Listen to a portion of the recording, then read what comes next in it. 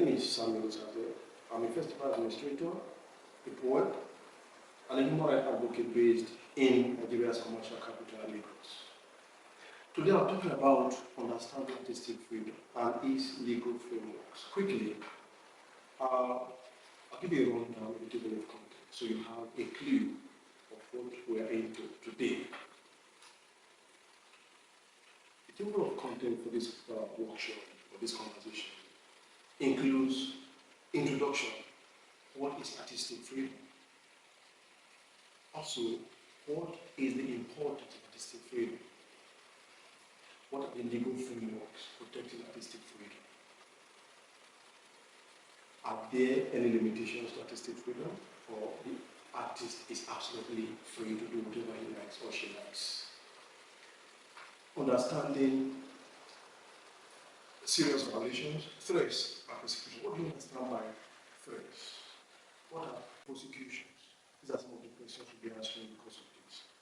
Also very important is the role of civil society in protecting artistic freedom. What do they do? In what way can they help in the pursuit of ensuring artistic freedom for creatives? To cap it off, we'll be having a question, a take-home question, so we're able to sustain this conversation even when this class has ended. Thank you. What is artistic freedom? Artistic freedom is also known as freedom of artistic expression. It is a fundamental human right guaranteed by international laws to which many countries of the world are signatories. It is a cornerstone and a benchmark, or a hallmark, if you like, of a progressive society because it espouses the tenets of true democratic process. Let's look at the three root words: artist or art, express, free from artistic freedom of expression. What is art? Art is the use of human creative imagination to produce work. It is the expression of the human creative skill. Someone who creates artworks or who uses imagination to create work is not an artist. By creative works, we mean works like painting, literature. We're talking about film, music, cartoon, dance, spoken word, etc. Artistic freedom, therefore, is the creative independence of an artist. A situation where the artist's will to express or explore his creative skills are unimpeded, whether externally or even inwardly. It means the right of the artist to freely express themselves without interference from either the state actor or non-state actor. According to the United Nations 2018, artistic freedom is the freedom to imagine, create, and to distribute diverse cultural expressions, free of government censorship, political interference, or the pressures of non-state actors. What is the importance of artistic freedom? A society that protects artistic freedom will experience the full functionality of the art.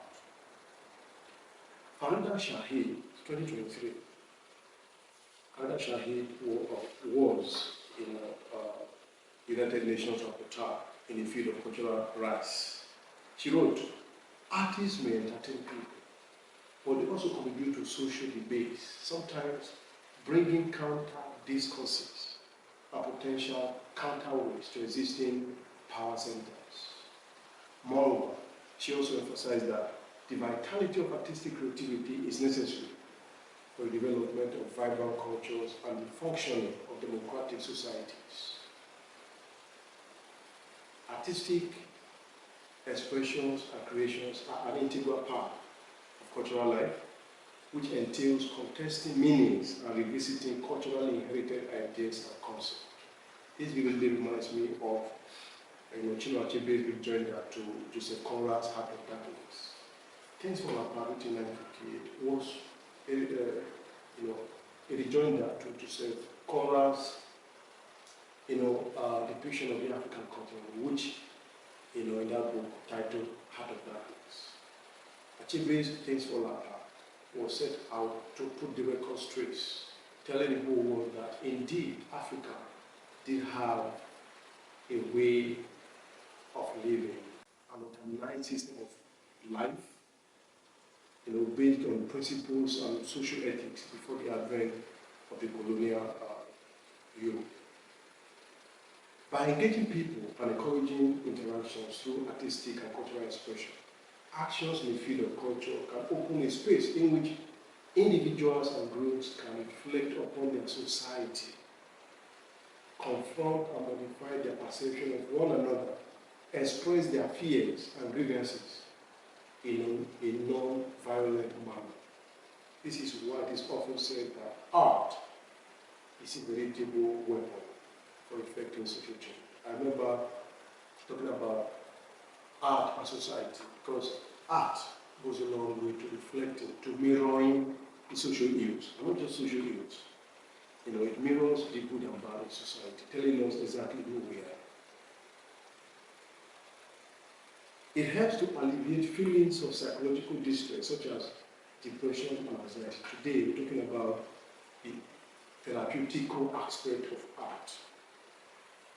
Even right now, there's somewhat new dimension to it, which is called art in medicine, which talks about the way art, the field of art, in its different forms, helps to cure people of different ailments.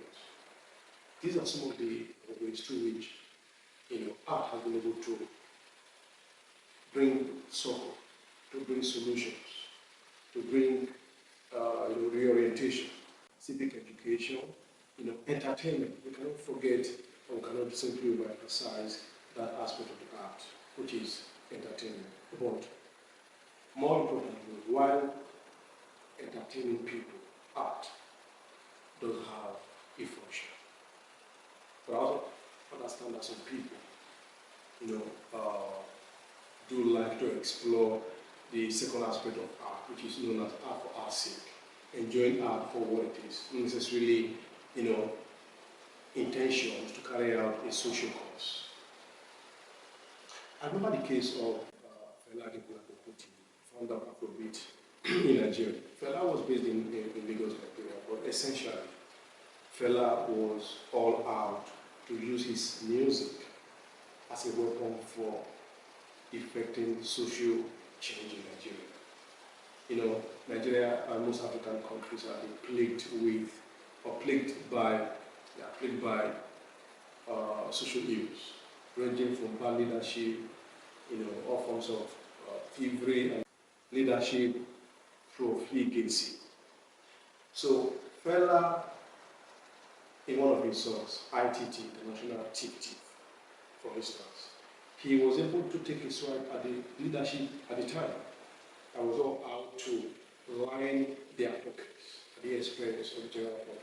But today, this song is still very much relevant because the society has not changed. We talk about artists as a prophet. So today, for the fact that the society has refused to take heed of what was said a long time ago by Fela, who died about 27 years ago, the utterances, the advocacy of this artist that was socially conscious still remains relevant today. Art is so important. It brings about cultural renaissance, reawakening, self-awareness, self-worth, self-assurance, self-reliance, and self-confidence. According to Marcus Garvey, a journalist and a Pan-Africanist, a people without a knowledge of their past history are like a tree without root. Going back to what Shahid said earlier, you see, by bringing up conversations and challenging the status quo, artistic freedom is very important in deepening democratic process, because democracy is all about freedom. Freedom of the individual, freedom of society, freedom that takes cognizance of the feelings of other people around you. What are the legal frameworks protecting artistic rights? By legal frameworks, we refer to international laws that support and protect artistic freedom. These laws form the bedrock on which the foundation of artistic expression, is predicated. The legal basis for cultural rights can be found in numerous international human rights instruments. Indeed, freedom is indispensable for artistic expression. According to Farida Shahid in 2023, she said the most explicit legal provisions protecting artistic expression and creativity are the following. Article 16, subsection 3 of the International Covenant on Economics, Social and Cultural Rights, ICESCR, states that undertake to respect the freedom indispensable for creative activity. Article 19, subsection 2 of the International Covenant on Civil and Political Rights, ICCPR, says, everyone shall have the right to freedom of expression. This right shall include freedom to seek, receive, and impart information. And also goes to affirm that in the form of art or through any other media of his choice. Article 13 and 31 of the Convention on the Rights of the Child. Also, Article 3, subsection 1 of the American Convention on Human Rights, ACHR. Article 14 of the ACHR Protocol in the area of economic, social, and cultural provisions. Article 12 of the Arab Charter on Human Rights. Article 27, subsection 1 of the Universal Declaration of Human Rights, UDHR, the universal right to enjoy the arts, etc. These international laws to which so many countries of the world are signatories to unequivocally state that unequivocally support artistic freedom, and they become the basis and the reference materials for supporting artistic freedom all over the world. We just talked about legal frameworks protecting artistic rights. Now, we'll talk about the limitations of artistic freedom. Because artistic freedom is not absolute. There are limitations. What I mean by limitations is restrictions, there are clauses, there are provisos, there are borderlines, that artists, while exercising his or her right, must not take into consideration. One of those limitations, of course, I'll be listing out some of those limitations in due course. But before then, let me go through what I have on ground here. Limitations of artistic freedom are clauses or provisos to artistic freedom provided by law that the artist must bear in mind and adhere to while exercising his artistic freedom. These limitations include 1. Right of others. The right of others.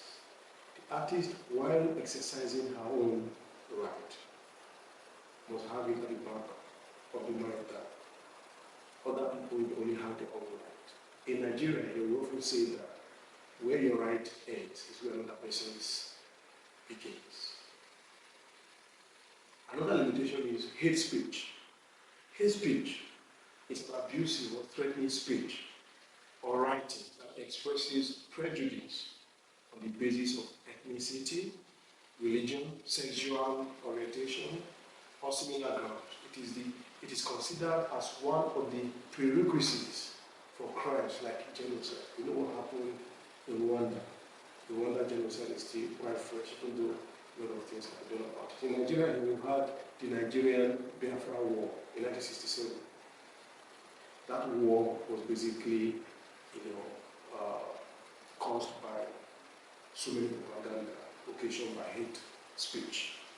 During the Nigerian elections that ended recently, cases of hate speech or speeches were recorded on several fronts.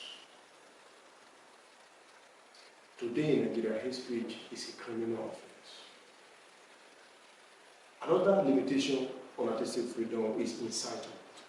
And this includes conduct, words, or other means that urge or naturally lead others to riot, violence, or insurrection.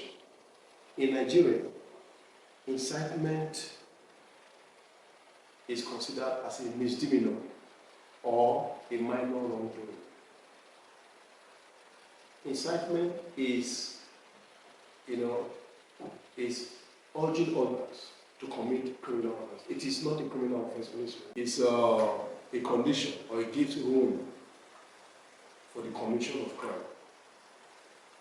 Another limitation of artistic freedom is morality and ethics. Recently, the news broke out of Rema, a Nigerian Afrobeat artist, going to Ethiopia and being rejected by people of Ethiopia because of the kind of dressing that the kind of clothes, ornament that he wore. The people of Ethiopia, collectively rejected his presence in their country because of his way of dressing, because they had considered that cross as a violation of their own moral and ethical belief. They said that Rema, that wasn't clear, that the musician was a Satanist, and such mode of dressing is not allowed in Ethiopia. Talking about morality and ethics, forming limitations to artistic right. In order to maintain social policy, accepted moral rules, and public opinion. Another limitation on artistic freedom is public order. This is the condition that must exist for citizens to enjoy their rights and freedom. The Nigerian Public Order Act prohibits the formation of quasi-military organizations and regulates the use of uniforms. Public order is what is needed for everyone to be civil and obedient to the laid down rules and regulations. So it is also important for the fact that the artist, being a human and a member of society, to fall in line in obedience to public order and safety. Understanding violations, threats, and persecution. Free News, which is a human rights advocacy organization, 2017, divides attacks on artistic freedom into two categories. One, serious violations.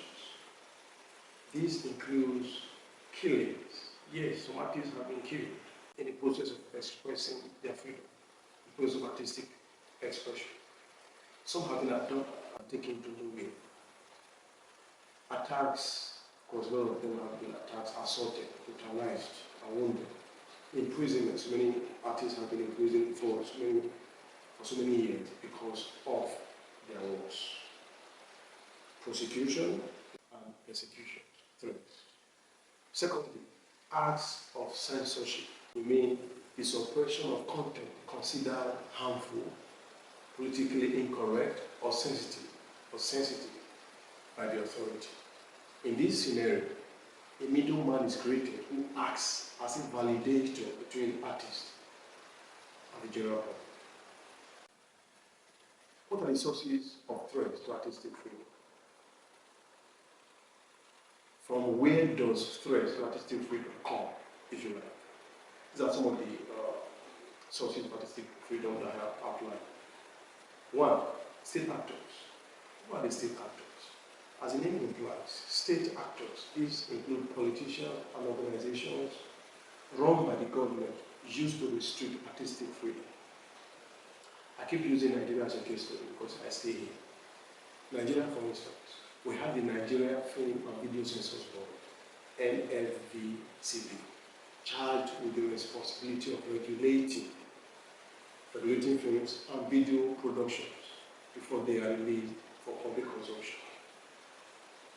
The Nigerian Broadcasting Corporation, NBC, is the broadcast regulator for the Federal Republic of Nigeria. As a result, many artistic creations face the possibility of a ban. Today in Nigeria, the list of banned songs, films, and documentaries continues to expand. In August 2018 alone, NBC banned a song of musician called Fax. This is Nigeria. This is Nigeria from, of course, it still remains on YouTube because the YouTube falls outside the remit of the regulations of the Nigerian Broadcasting Corporation, NBC. If you watch it on YouTube, you see that it is a socially conscious song that talks about social ills. The government feels it is insensitive and is politically incorrect. just to serve their own purpose. Of course, we know that basically the truth about the happenings in our current society. Also, Lamide, see Mary, see Jesus was banned on religious purpose.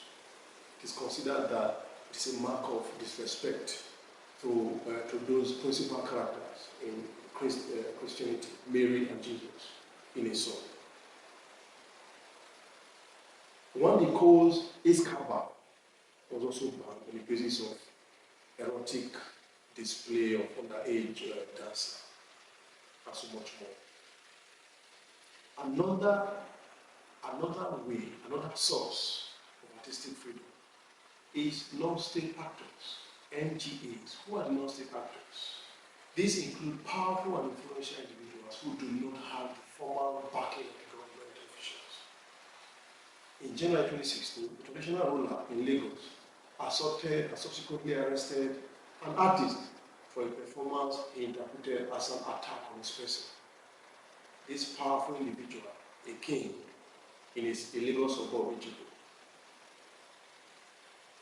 arrested the performance artist, Jalili Atiku, and subsequently charged him to court. Another source of threats to artistic freedom are social media platforms, including Instagram and SoundCloud, which are platforms for artists to publicly display and promote their works. But they also pose threats to rights and freedom of the artist. For instance, online trolls often blackmail artists into withdrawing their work.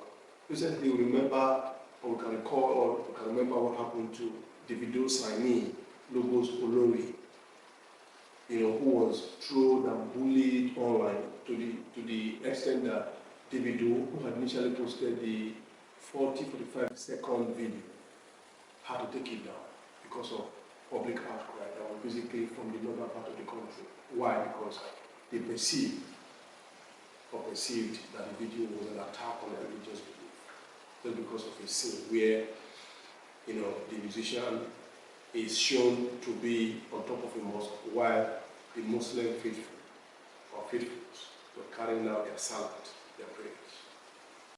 The role of civil society organizations in protecting artistic freedom. I believe absolutely that CSOs, for short, play a huge role in ensuring that the rights of artists is respected. According to the United Nations, UN, a civil society organization, CSO, is a non-governmental organization or a non-profit organization, which is a voluntary citizens group organized on a local, national, or international level. Here are some of the functions or the roles that they play in ensuring that the right of artistic freedom is upheld by the government of the day. CSOs act as a watchdog by monitoring government compliance with human rights treaties. They render all kinds of support, including pro bono legal services and organizing protests in solidarity with artists whose rights or whose right is threatened or violated. I remember vividly the first protest I attended, or one of the protests I attended in 2016. It has something to do with Ashraf Fayyad, who was a Palestinian poet detained or sentenced to death in Saudi Arabia. And that protest was organized or was under the auspices of different CSOs, including the Wole Soyinka Foundation, PEN Nigeria, Association of Nigerian Authors, Nigerian Union of Journalists, to mention but a few. These CSOs collaborated in order to pursue a common goal. Also amongst the roles of the CSO, we have trainings. CSOs conduct trainings and capacity building opportunities for artists. By so doing, CSOs help to enlighten creatives, making them more familiar with their rights, the red flags, as well as limitations to their freedom of artistic expression. CSOs monitor government policies and actions and hold government accountable, which engenders true democratic process. They also provide temporary protective relocation for artists at risk. I remember like 2 months ago, an artist that I know, a socially conscious, foremost Nigerian socially inclined artist, was under threat. He sang a song deploring, a song taking a swipe at the lack of government presence in some quarters in Lagos. And this song riled up a very influential politician who felt that he could deal with the artist. Consequently, the artist knew that his life was under threat. To save him and his family, there was a temporary location out of Nigeria. We're talking about how CSOs, the roles of civil society organizations, to protecting artistic freedom. There exist more than 50 temporary international relocation initiatives which endeavor to assist human rights defenders at risk in relocating outside of their states or country. The largest of these initiatives are run by civil society organizations, and they exist at regional levels, international levels, and state levels. However, there are also smaller programs of international relocations that relocate human rights defenders at risk globally. In conclusion, we have been able to consider the basics of artistic freedom and how it is supported by international treaties to which the countries of the world are signatories, which makes it binding on them. We're also taking a look at the limitations of artistic freedom, which I believe strikes a balance so as we're able to have a society that is functional and reliant upon the rule of law. Also, we talked about the CSOs and how they are able to amplify and to support artists who are at risk, and the different functions and roles, if you like, that civil society organizations play in ensuring that the rights of artists are respected, both at local, state, and international levels. I believe you are able to take something away from this session. But before we go, I'd like to ask you a very significant question, which is a quote from Africa's first Nobel laureate, Professor Wanishenka. It says, "The man dies in awe who keeps silent in the face of tyranny." Do you agree with this quote? If yes or no, I'd like to have your opinion. Thank you for being part of this. Once again, my name is Samuel Osaze. Cheers.